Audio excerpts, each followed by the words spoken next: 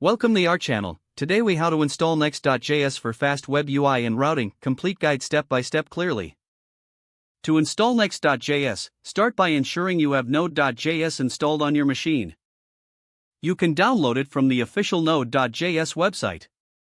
Once installed, open your terminal. Navigate to the directory where you want to create your Next.js project. Use the command npx create nextapp at latest to create a new Next.js application. This command will prompt you to name your project. Type in your desired project name and press enter. Next.js will set up the project with all necessary files and dependencies.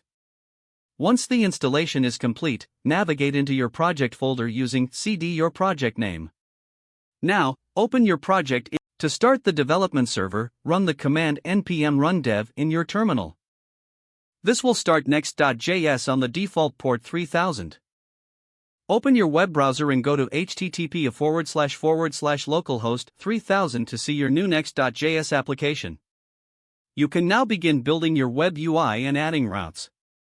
To create new pages, simply add a new JavaScript file in the pages directory. Next.js automatically handles routing based on the file names in the pages folder.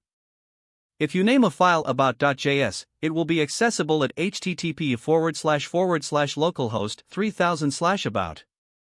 To customize your app, use React for building your UI components and leverage Next.js features like static site generation or server-side rendering as needed. For more advanced features, refer to the Next.js documentation for guidance on API routes, data fetching, and deployment. With the basic setup complete, you're ready to develop your fast web UI with seamless routing using Next.js. If the page does not load, refresh the browser or try again in a private or incognito window. Make sure you are using the correct email address, then retype it carefully to avoid small typos. If your password is not accepted, use the reset option and create a new strong password you can remember.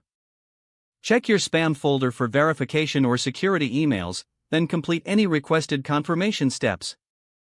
Enable two-factor authentication if available to improve account security and reduce unauthorized access risk. After signing in, review your profile details so your contact information and settings are accurate and current.